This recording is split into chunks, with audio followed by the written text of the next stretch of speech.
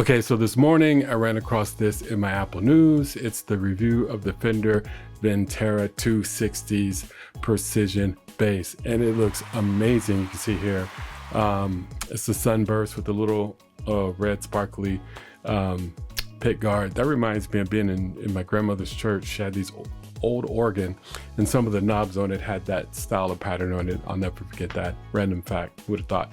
But let's talk about this thing, right? Because I was looking at some vintage gear, which I'm going to get to in just a second. To be precise, some vintage basses, these 1960s precision stuff on reverb.com, and it blew my mind. So I just want to kind of have some fun and go through it with you guys. But so Fender has decided to remake the vintage P-Bass from the 1960s. So this has been brought into the light for us to purchase. Okay, we're going to take a look at it on Guitar Center as well. So it looks like this is an Australian version, but it looks like it retails for $19.99. But when I looked at it, it was like $1,200, $1,400, something to that nature, right? Who wants one of these, by the way? Who would like to have one of these? My first bass was this sunburst thing. I bought it off a guy, long time ago. This was 1997. I was working in the mailroom at Geffen Records, and one of the guys' roommates was hard up on some cash, and yeah, he was doing stuff he wasn't supposed to be doing, if you know what I mean, right? And $175, he put some EMGs on it, some EMG pickups, and it looked just like this, except for it had a white pick guard, and it was it wasn't a classic P-Bass, but it was this style, and it sounded amazing. And it was too much machine for me at that time, but I couldn't pass up $175. And I didn't know what I had. A couple years later, I wound up getting rid of it. How stupid was I? I wish I still had that thing. Anywho, let's see what we got here. The Fender Ventera 260s Precision Bass pays tribute to this era, bringing classic design, neck shape, colors, and hardware to the modern day.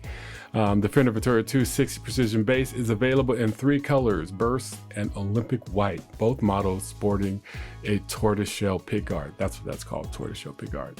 The Precision Bass came to life in 1951, at the time with a single coil pickup in the middle position, the old Fender, I was right, now infamous tug bar or finger rest. The bass finding its way into hearts of forward-thinking bass players looking to do away with the upright basses, of the time. Compromise of a solid body, being reasonably lightweight, and now including frets. It was a less cumbersome way to add bottom and rhythm and groove to your band.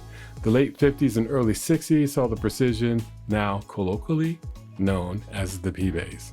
Hoorah. Refined into design largely used today with a split single coil pickup and simple volume and tone controls.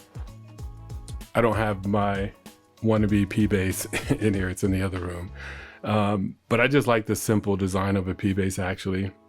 You know, it just has 2 knobs, right? It's very simple. I have 2 5-string basses. This one I've had for a long time. Used to play in a heavy metal garage band. Wife bought me that a couple years ago for birthday, and they have too many knobs. I'm going to be realistic. You know, it has front, back, side, whatever, but it's too many damn knobs. You know, I just want something simple, something I can just plug in, get the grit, get the tone, and be done with it, right? Maybe when I become a phenomenal seasoned player, well, I appreciate all those knobs, right? Okay, so we had the Fender Ventera 260 Precision Bass 3-color Sunburst, $1,149. I don't think that's too bad, but I am curious, does this sound legit, right? Is it packing the punch that it needs to have, or is it just a name from a time period with a price tag that doesn't actually represent the sound of that time? Hopefully it does. I don't think they would come out with it without it, but that's that. You know what? Is there a video here? I think there is. Oh, let's watch this video.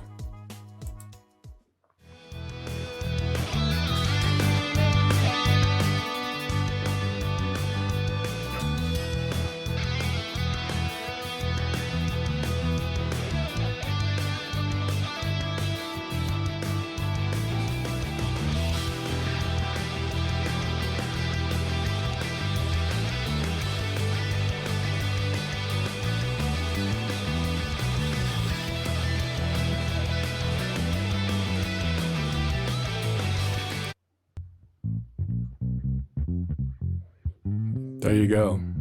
That's the good sound.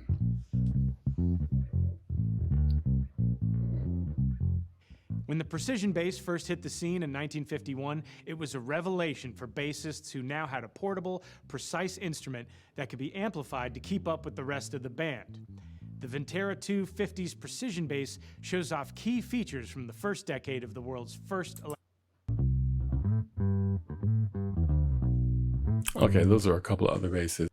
Okay, so here we have some vintage Fender jazz basses from 1961 to 1964. This one right here, 1960 Sunburst, it's $13,000. And that's down from 20, right? It's insane, it's crazy. Let's look at some more. Oh look, here's one for $19,000. Here's one for 20. Look at this, $37,000 for a Fender jazz bass, 1964. Right? Congratulations. Congratulations. Another one here for $27,000. They look almost identical. What else they got here? Oh, look at this. Look at this. Homie is $40,000, right? $40,000.